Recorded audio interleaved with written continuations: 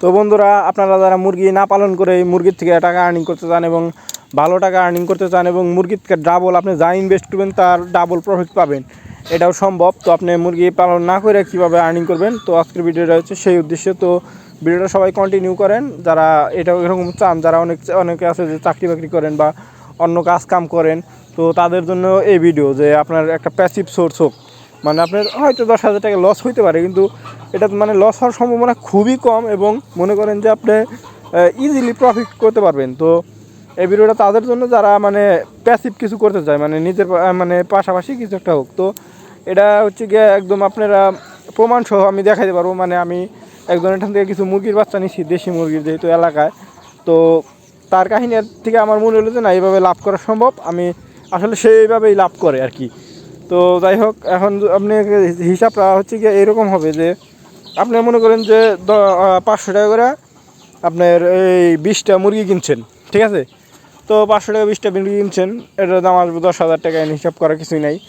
তো 20টা মুরগি আপনার বাগি দিতে হবে। তো বাগি আপনি কাকে, বাগি সব জায়গায় দিলে হবে না। বাগি দেওয়ার মধ্যে আপনার কিছু ভিন্নতা থাকতে হবে। কারণ হচ্ছে গিয়ে আপনি ধরেন একটা আপনার ফ্রেন্ডের মা চাইলেও দিলেন, আপনি যারে বাগিটা দিলেন তার বাড়ি হচ্ছে ধান ক্ষেতের সাথে, ভুট্টা ক্ষেতের সাথে, গম ক্ষেতের সাথে, কিংবা ঘাস ক্ষেতের সাথে। তো এই সমস্ত জায়গায় শিয়ালের অনেক হানাগোনা থাকে, আপনার মুরগি শিয়ালে নিয়ে খাবে, অতএব আপনি লস করবেন। তো আপনার যাতে লস না হয় সেই দিকে আপনার লক্ষ্য রাখতে হবে, কারণ আপনি মুরগি কিনে আরেকজনের আন্ডার ফালাইতেছেন। তো আপনি যেটা করতে হবে যে এমন জায়গা দেখা যে চাকলা আলাওয়ারি অনেক বড় এরিয়া, মুরগি অত সহজে বাইরে যাবে না, কিংবা আপনার মনে করেন যে মাঠের সাথে বাড়ি, মাঠে মুরগি থাকবে, অত সহজে মাঠে শিয়াল অ্যাটাক করবে না, করবে না, স্কুলের সাথে মাঠ এরকম জায়গায় হতে পারে। তো যাই হোক, আপনি এমন জায়গায় দিবেন যাতে শিয়ালের আক্রমণের থেকে আপনি সেফ থাকতে পারেন।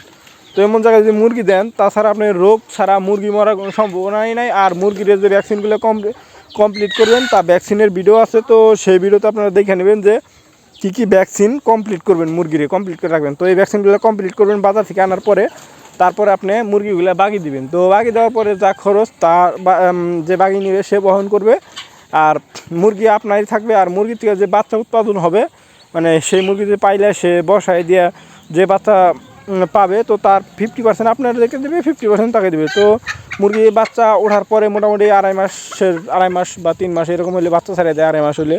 তো মুরগিতে তো আড়াই মাস পর বাচ্চা রিটার্ন নিয়ে আসতে পারবেন। তো ধরা যাক যে 20টা মুরগির থেকে আপনার ধরেন যে একটা মুরগি কোনো রোগ বালাই হয়ে মারা যেতে পারে, আর একটা যত শিয়াল খাটাসের হাত থেকে সেফ থাকেন, তারপরে মনে করেন যে ধরেন যে একটা মুরগি গেল, অতএব একবার রোগে না গেল, শিয়ালের কাছে গেল না, রোগের কাছে গেল। তো যাই হোক, 2টা মুরগি বাদ দিই আমরা, 18টা।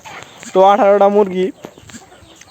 মুরগিরে যদি আপনি 15টা করে ডিম দেন, তো 15টা ডিম দিলে 270টা বাচ্চা হবো। তো 270টা বাচ্চা থেকে আপনি 15টা করে যদি ডিম দেন, 12টা করে উঠবো। আচ্ছা, 12টা করে যদি ধরে 18 গুণন 1 2 12, তাহলে বাচ্চা হইতেছে 216টা।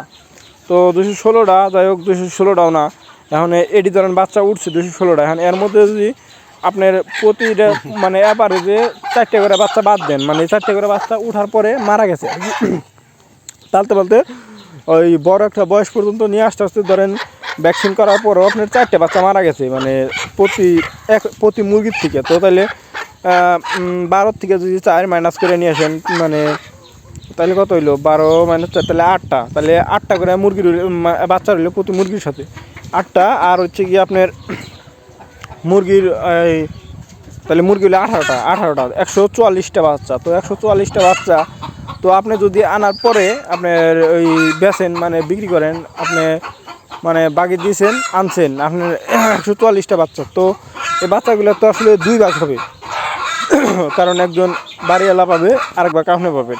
তো এটা যদি 2টা ভাগ করেন, তাহলে আপনার বাকি বলেছে 72টা বাচ্চা। তো 72টা বাচ্চা, তাহলে আপনি ইনভেস্ট করছিলেন 10,000। তো এই বাচ্চাগুলো আপনি 150 টাকা রেটে সেল করতে পারেন যদি বয়স হয় 2.5 থেকে 3 মাস। তো এই বাচ্চাগুলো আপনি দেশি মুরগির বাচ্চা হলে 150 টাকা রেটে সেল করতে পারবেন। তো যদি 150 টাকা রেটে খুব ভালোভাবে সেল করতে পারবেন, আমি কিনছি আর কি। তো সে আমার বাগিয়ে দিচ্ছে অনেক জায়গায়, তো এক জায়গাতে বাচ্চা আনে আমাকে বলে, তো ওখান থেকে আমি বাচ্চা নেই।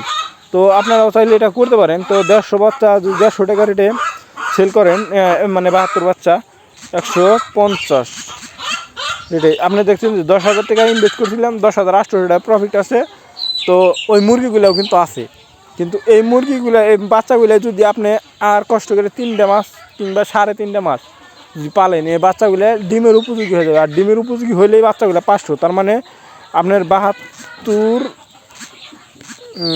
যাই হোক ওটা গেল 72 গুণন 500, 36,000। আপনার এনে আদার খাবে বড় জোর আর 7,000 থেকে 8,000 টাকার আদার খাবে 3 মাসে, খাইবেই না, এটা অসম্ভব।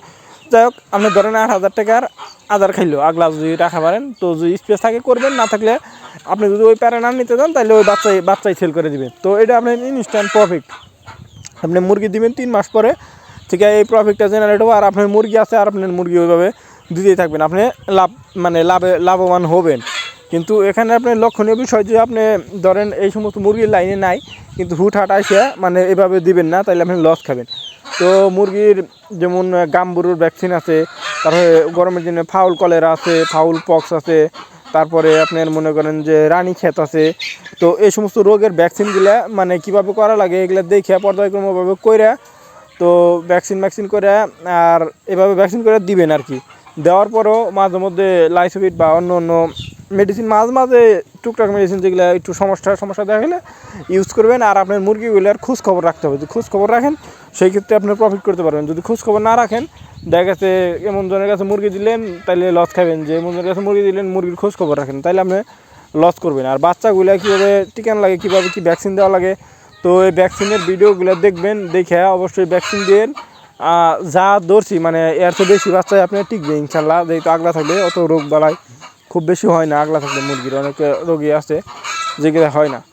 তো সবাই ভালো থাকবেন। তো চাইলে এভাবে প্রফিট করতে পারেন। আর এটা ইজি ওয়ে, মানে ওইরকম ইয়ের কিছু নাই। তো শুধু আপনাকে এটুকু পরিশ্রম করে বাই করতে হবে যে আপনি কোন বাড়িতে মুরগি বাগি দিতে চান, সেই বাড়িগুলো সিলেক্ট করে বাই করতে হবে। কারণ সব বাড়িতে মুরগি বাগি দিলে এবং সবার কাছে মুরগি বাগি দিলে আপনি লাভবান কখনোই হবেন না। আপনার এই জিনিসটা একটু ফাইন্ডিং করে বাই করতে হবে এবং যার কাছে দেন সেই জিনিস নোটে খুব সুন্দর করে লিখে রাখতে হবে, তার ঠিকানা, কোনো অ্যাড্রেসমেন্টে সব ঠিকানা সব কিছু সংরক্ষণ করে রাখতে হবে। কারণ আপনি তো 20 জনের ঠাম দিলে 20 জনের নাম মনে নাই থাকতে পারে, আপনি মুরগি হিসাবেই পরে পাইবেন না। আপনি সব কিছু সুন্দর করে লিখবেন, লিখে আপনি দরকার পড়ে আপনার এলাকায় না দেন, আপনার পাশের এলাকায় দিবেন।